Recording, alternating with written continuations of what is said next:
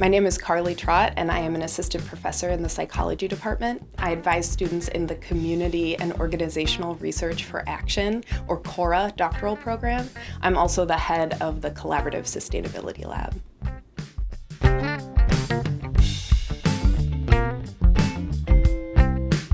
So I did my doctorate at Colorado State University, and the campus itself had all of this sustainability infrastructure. You could say that at Colorado State University there was just a focus on sustainability, a ton of sustainability research going on. And so for my master's degree, I actually was studying the experiences of women pursuing doctorates in the atmospheric sciences and what their experiences were in that high level of education.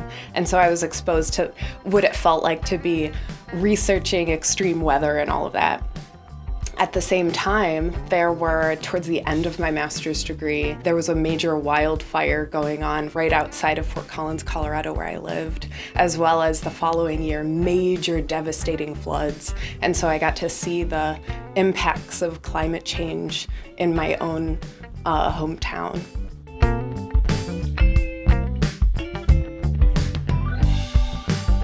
Concern for sustainability drives all of the work that I do. So there is a sustainability aspect in all of the research that I do.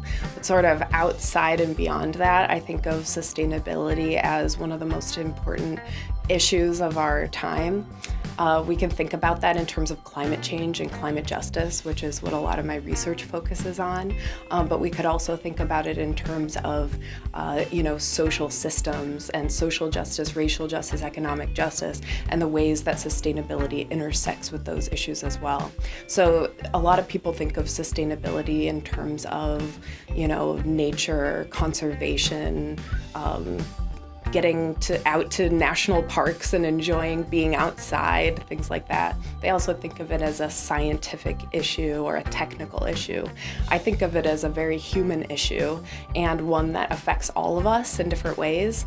And there's all kinds of ways that injustices and inequities bear out in processes related to taking sustainability action and forming sustainability policies. So I want to address some of that in my research.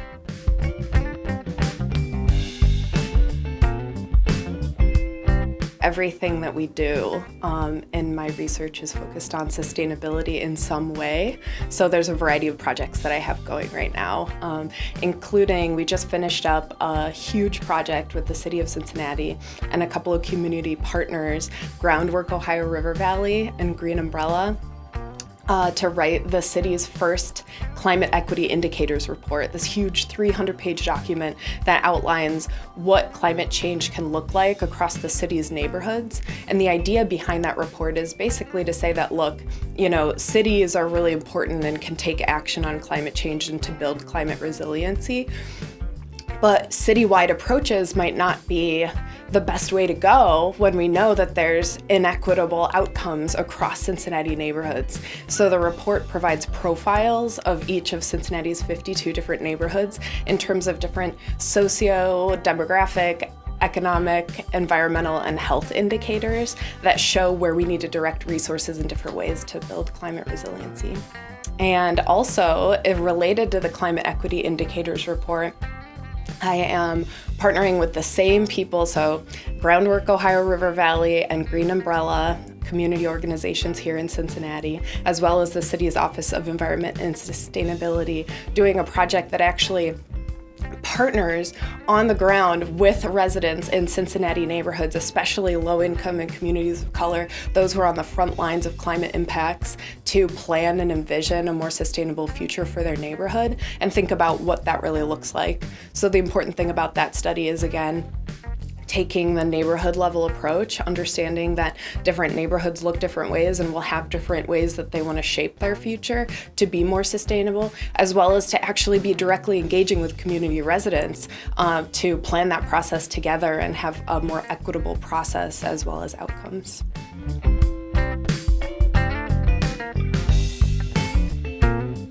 In my time doing research, I began doing sustainability research by working alongside children and young people to make a difference on sustainability in their communities by planning and taking action to address climate change in a local context.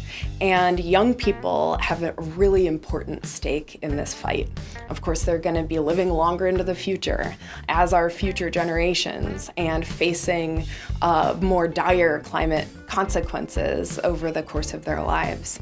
And in the time since I began doing that research, there's been the growth of the youth climate justice movement.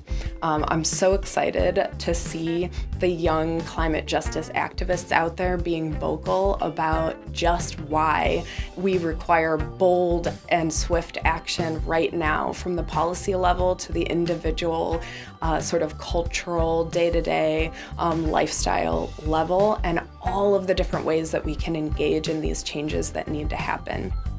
So Fridays for Future is one dimension of the youth climate justice movement, which is where kids of all ages are leaving school on Fridays. They're walking out, they're striking from school, because the message is, if our adults and politicians don't care about our future, then why should we? Why should we be going to school? We're facing, climate chaos. So this is their way of bringing visibility to these issues. This is a global movement. And I look to them and I listen to the ways that they are talking about intergenerational climate justice and all of the ways that climate change consequences intersect with social justice and other equity issues. And they are leaders in this, and we should all be looking to them and taking their message very seriously.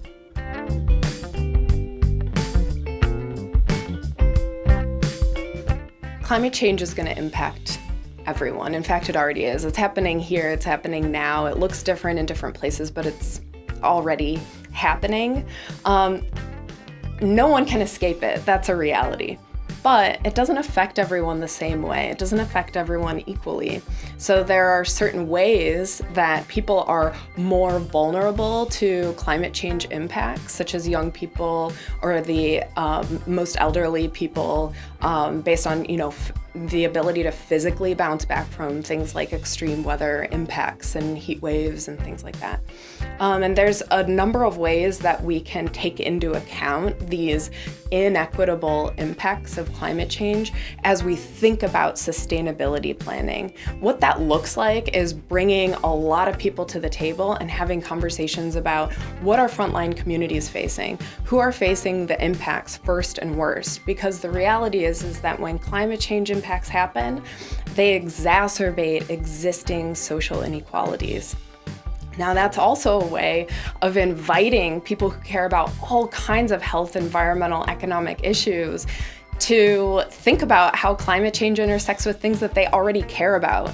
So the Climate Equity Indicators report that I recently worked on with the city of Cincinnati and partners Groundwork, Ohio River Valley, and Green Umbrella, that's a report that actually talks about climate equity and the way that Cincinnati neighborhoods are going to be facing down climate change in different sorts of ways. They're starting from different places and they require different kinds of resources. That's just one way that we can center the concept of equity and justice in the planning process and hope for more equitable outcomes when it comes to addressing climate change and building a sustainable future.